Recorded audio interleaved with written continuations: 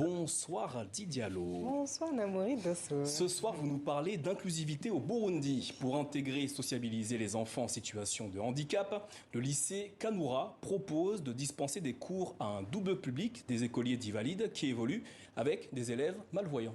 Oui, on parle d'éducation inclusive car on ne fait pas de différence entre les élèves.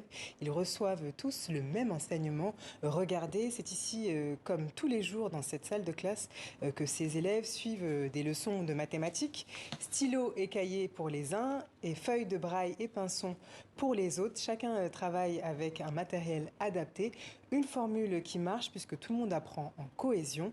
Les élèves malvoyants sont totalement intégrés et bien plus encore, car lorsqu'on regarde le taux de réussite, on s'aperçoit que dans cet établissement, le handicap n'empêche pas la réussite. Bien au contraire, je vous propose d'écouter et même d'applaudir la jeune Gorette. Elle est en terminale et elle est la première de sa classe. Alors, on l'applaudit et on l'écoute aussi.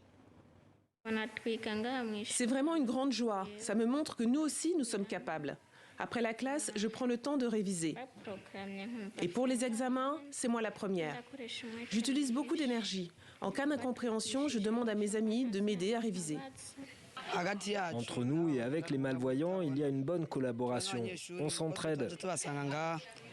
Et Radi, il faut préciser que ce geste de la part du lycée Kaduna n'est pas le premier, car en 1989 déjà, l'établissement était le premier à se mobiliser pour l'éducation des enfants malvoyants. Exactement, c'est vraiment un engagement qui date depuis très longtemps. Et à partir de 2011, le projet d'éducation inclusive a été lancé dans cette école. Aujourd'hui, le lycée accueille 200 élèves, dont 62 sont malvoyants. Tous sont internes et vivent ensemble dans ce cadre scolaire, ce qui leur permet de développer de vraies valeurs autour du vivre ensemble. Ce qu'il faut également souligner et qu'il faut mettre en avant notamment, c'est le travail des enseignants, oui, et notamment les méthodes qu'ils appliquent pour mettre en œuvre tout ce travail. Oui, bien sûr, tout cela ne serait pas possible sans eux, bien sûr. D'ailleurs, on les salue car ils portent au quotidien de grandes responsabilités, à la fois l'enseignement, mais aussi le devoir de créer de la cohésion entre ces élèves.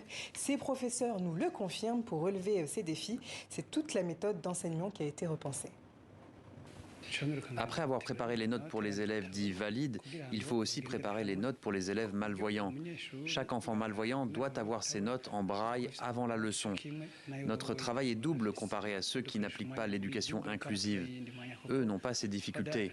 Aussi, nous devons veiller sur tous les élèves, qu'ils soient en situation de handicap ou non.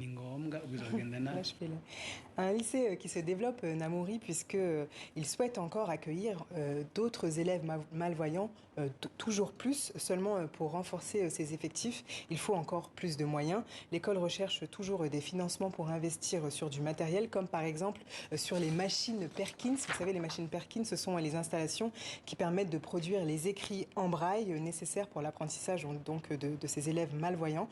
On leur souhaite bien sûr un bon courage à tous et bonne continuation pour tous ceux qui passeront prochainement leur bac. Très bonne continuation à eux. Et n'oubliez pas, si jamais vous avez des idées de bonnes initiatives ou des initiatives positives pour le continent africain, n'hésitez pas à nous envoyer vos idées à afriradi@tv5monde.org. Merci Radi, on se retrouve demain. À demain Namouri.